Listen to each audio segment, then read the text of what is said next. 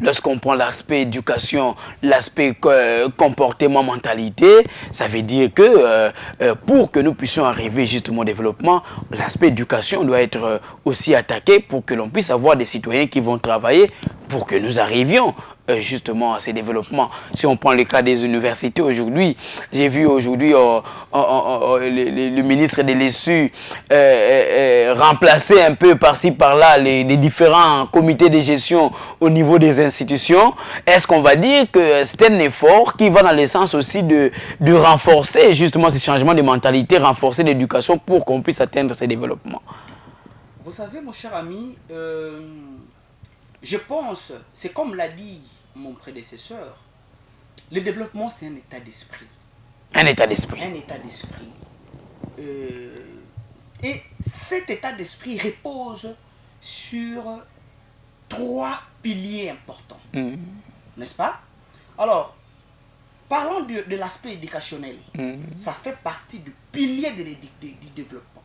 Comment voulez-vous connaître un développement quand vous n'investissez pas dans l'éducation? Et parlons de ces secteurs. Mais moi, ça me paraît époustouflant quand le ministre du tutelle, après analyse, se rend compte qu'il faut remanier les comités de gestion. Et qu'un groupe de gens doivent s'y opposer et créer même des circonstances qui ne favorisent pas, que les choses puissent avancer. Voilà. Alors que la pensée, comme nous l'avions dit, cette pensée me paraît réformiste. Et comme vous le savez... Réformiste est nécessaire. C'est ce que vous voulez dire. C'est ce que je vais dire, mon cher ami. Vous savez, nous avons connu autant de situations dans ce pays. Je vais vous rappeler l'histoire en passant du feu professeur Machako Mamba, ministre de l'ESU, qui se décide de fermer tout ce qui est cyber et consort. Et vous avez vu comment est-ce que les gens ont réagi. Alors que, par exemple, les conditions d'habitabilité, à l'époque, n'étaient pas réunies. Même des fonctionnements. Des fonctionnements. Et aujourd'hui, restons dans cette même philosophie, où un réformiste à la tête du ministère, à la personne de son excellence Moïno Zang, se décide de... Est-ce qu'on de recadrer ou... recadrer les choses. Et du coup, il y a des tergiversations par-ci par-là. Mais c'est ce que Manuel Chindi a évoqué ici. Pour rejoindre mon ami, parce qu'il faut répondre aux besoins des politiques. Vous savez, mon cher ami, je vais te rappeler quelque chose.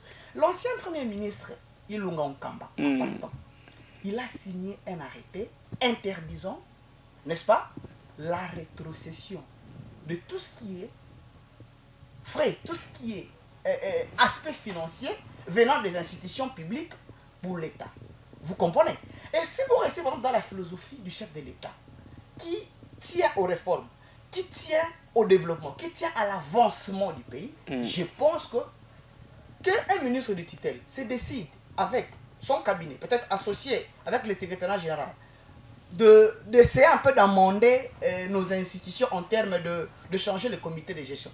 Cela ne peut pas faire l'objet de tergiversations. Mais est-ce que le problème c'est changer le comité de gestion ou le système même? Non, non. C'est très important parce que l'homme reste le socle du développement. N'est-ce pas? Alors, si en faisant ces analyses, n'est-ce pas, il s'est dit, je choisis X, Y, Z sur base de tel autre facteur. Par exemple, ce sont des technocrates. Mais pourquoi est-ce que les politiques doivent tergiverser ou s'agiter? Mais c'est ce comportement que Manuel Chindi vient de décrire d'ailleurs. Les gens sont habitués à cet aspect de rétrocession. Quand on installe X là-bas, il doit rétrocéder quelque chose. Vous comprenez? Alors que si on veut réellement aller de l'avant, si nous voulons réellement avancer ici en termes de développement, c'est-à-dire quitter les conditions que moi j'appellerais ici, comme le disait un prêtre, les conditions qui sont moins humanisantes aux conditions humanisantes, il faut avoir cet esprit-là de voir les choses positivement et non de réfléchir plus en termes de bloquer les choses parce que je ne me retrouve pas, parce que mon camp politique ne se retrouve pas, parce que ma province ne se retrouve pas. Non, ça c'est tellement bas en plein 21e siècle. Et c'est réduire encore le pays. C'est réduire les pays, n'est-ce pas? Et maintenant, à l'heure actuelle, vous voyez, par exemple, ce qui s'est fait avec aussitôt qu'il y a eu ces nominations, il y a des tergiversations par-ci par-là, c'est tout le monde qui n'est pas content. Parce que X, quand il était là, quand il fut ministre, il avait fait ceci et que la personne qui l'a mis là-bas, il n'est plus là, il doit C'est que tout tourne autour des individus au lieu des actions qui devaient être menées. Des intérêts personnels. C'est ce qui est époustouflant et c'est ce qui est vraiment malin. Donc ça veut dire que c'est ce qui bloque, parce que vous l'avez évoqué au début, on ne peut pas atteindre des développements si on ne travaille pas sur l'aspect de l'éducation.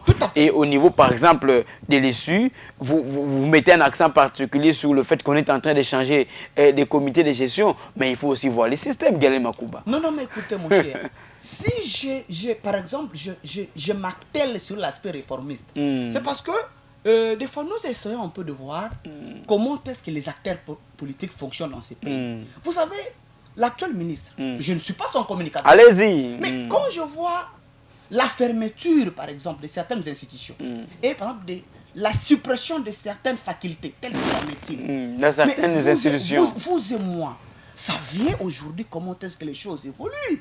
Il y a à boire et à manger dans ces secteurs. Mais de telles pensées aussi positives ne peuvent pas être encouragées.